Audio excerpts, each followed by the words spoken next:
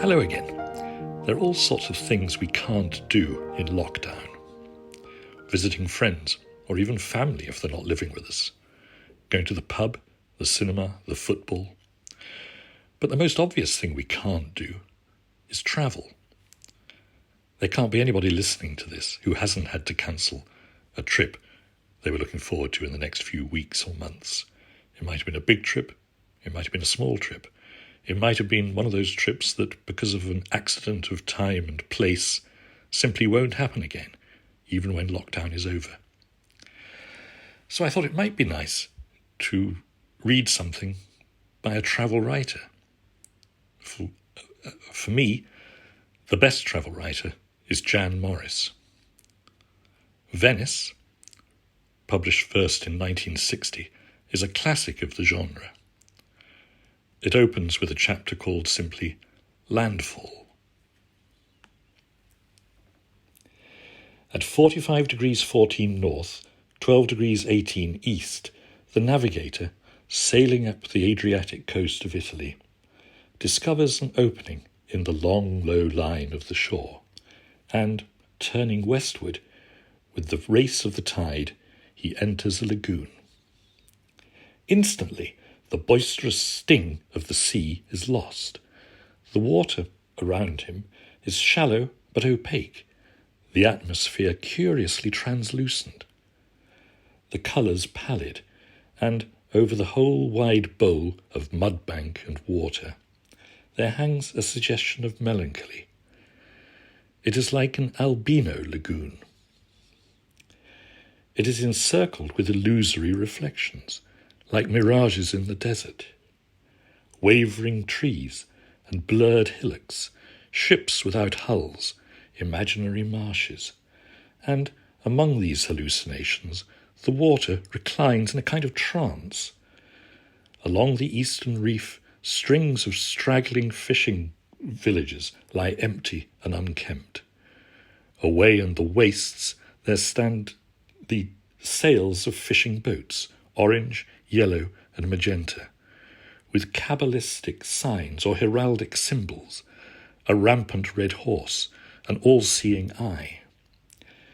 The shallows are littered with intricate shambling palisades of sticks and basket work, and among them solitary men, knee-deep in sludge and water, prod in the mud for shellfish.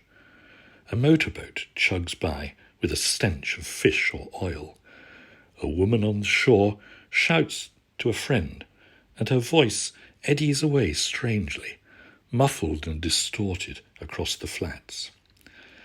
Silent islands lie all about, lapped in marsh and mudbank. Here is a glowering octagonal fort, here a giant abandoned lighthouse.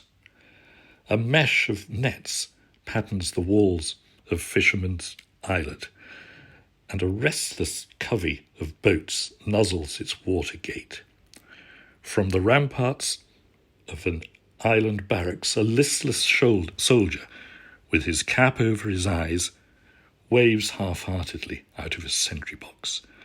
Two savage dogs bark and rage from a broken villa. There is a flicker of lizard on a wall. Sometimes a country smell steals across the water, of cows or hay or fertilizer, and sometimes there flutters in the wake of the boat not an albatross, but a butterfly.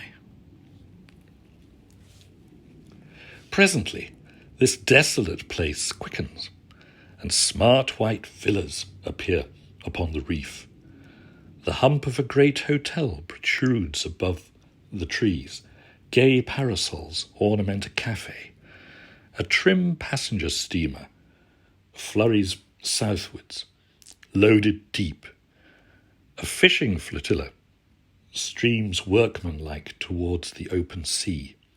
To the west, beneath a smudge of mountains, there is a thin silver gleam of oil drums and a suggestion of smoke.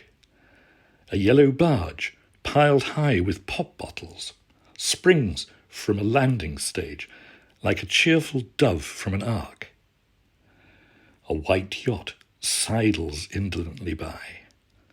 3 small boys have grounded their boat on a sandbank and are throwing slobbery mud at each other.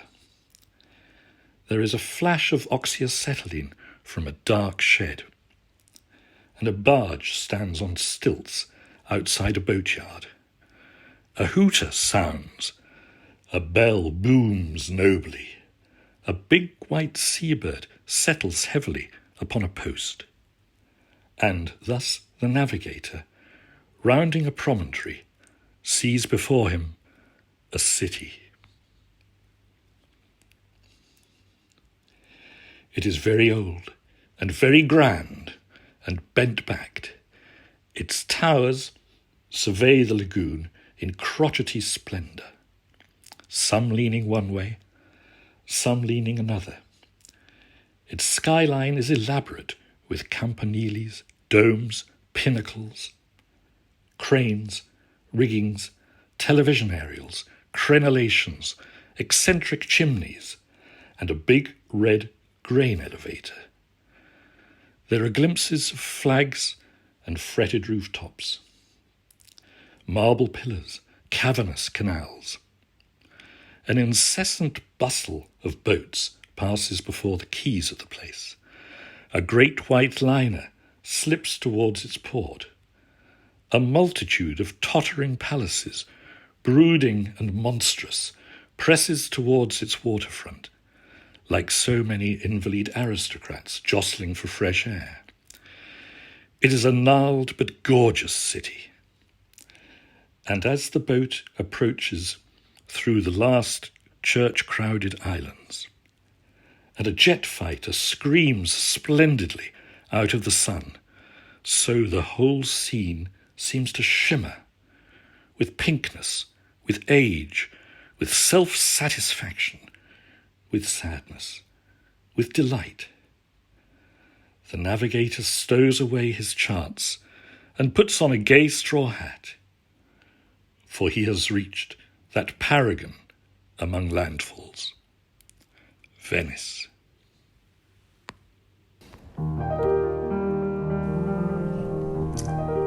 Well, I hope you enjoyed that. Please subscribe, and you can do that by looking at the website where you found this. Recommend to your friends, and I'm more than happy to take requests. Thank you.